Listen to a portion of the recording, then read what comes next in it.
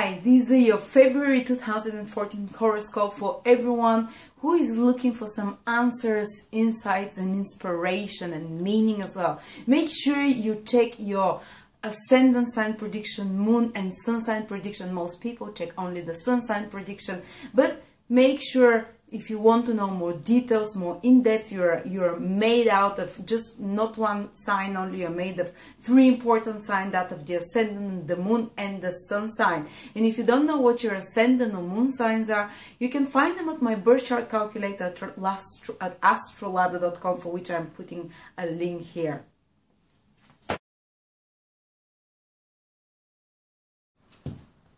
Gemini February 2014, and let's start with love, as this is on everyone's head when February comes. And let's see what advice I can give you, how to bond deeper with your partner, or where you can find partnership this month, and where is love coming for you this month from. Okay, let's start. Well, where is Mercury? Where is Venus? Venus is the planet of love. And whatever Venus is, this is where the center of relationships will be, of relationship topics. They will express through the medium of that house. Then in your case, Venus, in January and in February as well, is in your 8th house, Gemini. And this is a little bit more of a crisis-prone house, because this is the house of sudden reversals and changes.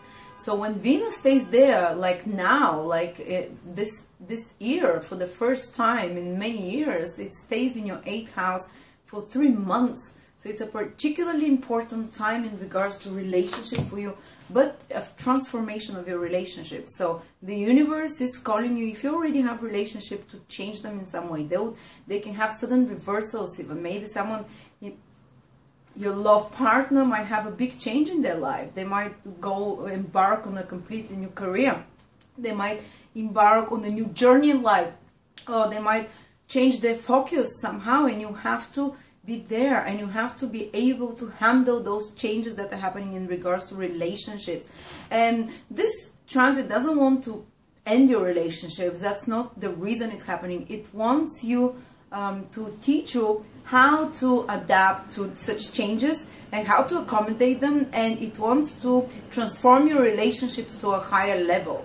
In modern astrology, 8th house is the house of deeper intimacy, and this deeper intimacy, when Venus triggers it, it's achieved because of those changes that happen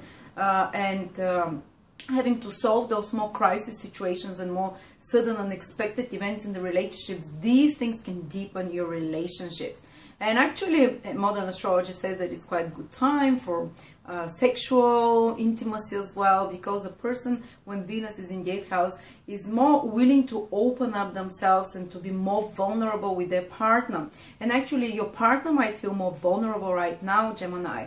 So the best way for you to connect with them is to be there for them, is to basically to give them your support. And the same thing is also that you might feel more vulnerable in regards to your relationships now, because Venus is in your 8th house. And your partner can give you the support needed, but they can be a bit ups and downs when Venus is in the 8th house. It's not a smooth ride. 8th house also rules the partner's finances. So actually, Venus there, it can improve the finances of your partner, and you can receive a bonus or some kind of a boon or some kind of present or help from your partner.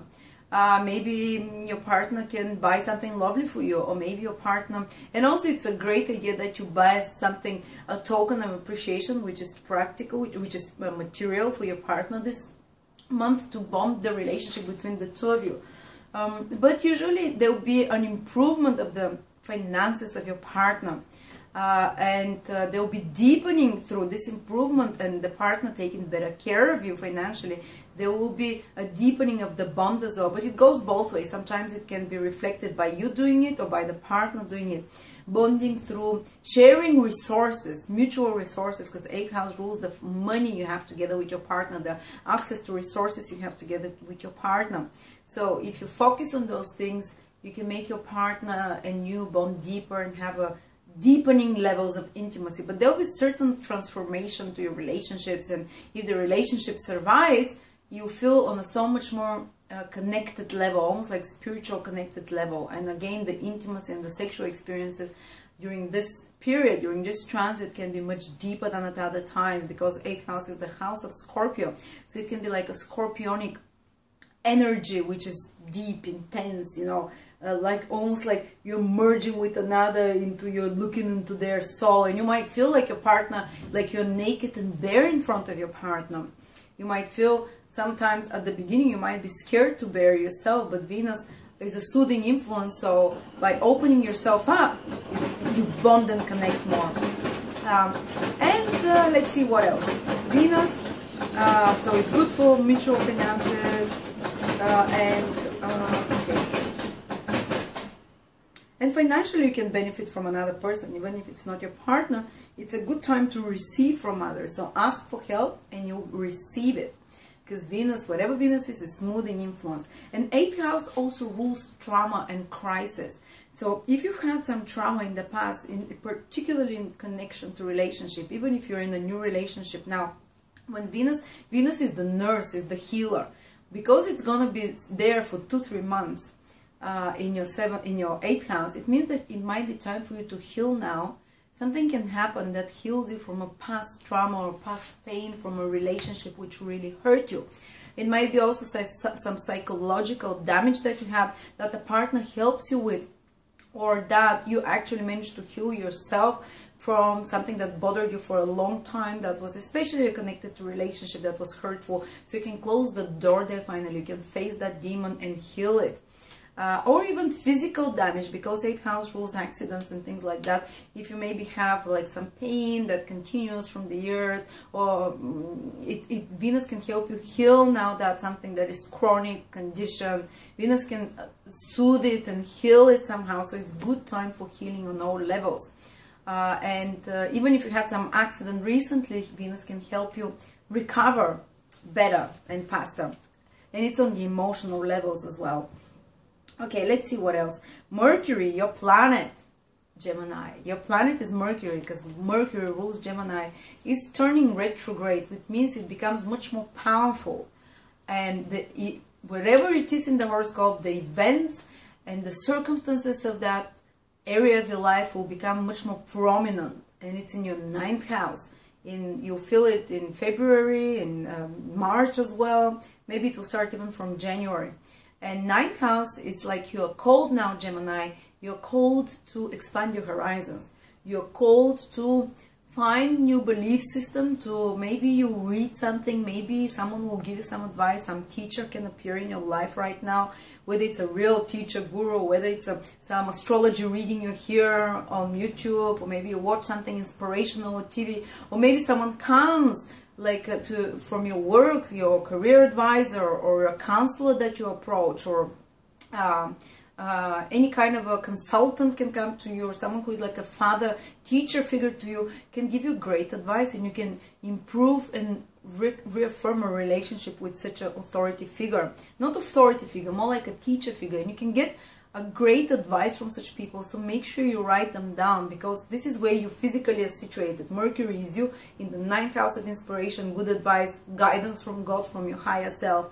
So some of you might get great ideas to pop in their head. Write them down, because when an idea comes, it's never first time, it's never as vivid later on. So make sure you write the things that come, because God, when 9th house is triggered, God speaks to you. God tries to direct you on the right path of your life, the path that you're supposed to take, which will lead you to most fulfillment. Not something that another tells you have to be, or that your parents told you have to be, or that society expects from you to be. No, your true calling, your true the actions that you have to take to put you on the right path. And sometimes they might be even difficult actions, but this is, you're getting a higher a better understanding and clarity regarding those topics and regarding those issues. So it's a great time to plan your future ahead, because you have a higher vision when Mercury, when your planet is in the 9th house retrograde, so it becomes much more intense there.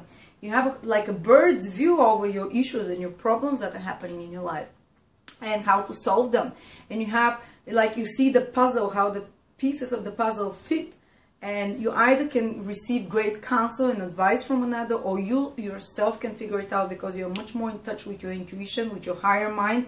So it's anything that, like ideas that come and pop into your mind, write them down, plan them, make plans for the future, for your career as well, because the sun is there in the 9th house. The sun rules your goals and ambitions. It's not yet the time to fully start working on them. You can start working on them from the 20th of February onwards on those ideas. But before that, you're just gathering those ideas and you're expanding your mind and you're getting more positive and raising up your vibration and psyching yourself up to step on the right path. And let's see, I think that's for you, Gemini. It's an interesting month in regards to relationships, in regards to, it's transforming months in regards to relationship a lot. Be careful that there might be sudden reversals there, but they can be also healing from past trauma. And those of you who are studying something, for instance, 9th house rule studies, a lot of Gemini will have a great advance in studies. If you're in university, or if some of you might start a new course, some of you might start learning a new spiritual system, a new belief system, a new philosophy, or a new higher educational course that will set them again on their path later on. And again, this is more like divinely inspired somehow. So you can trust whatever. If you're offered something to study now, take that course, you know, start learning something new. And also it's a great time for travel, because 9th house rules foreign travel and foreigners. So you might find yourself on a trip somewhere, or you might find yourself on a trip of the mind, expanding your mind, or you might find yourself interacting more with foreigners. Thank you very much, Gemini, and I will see you next month.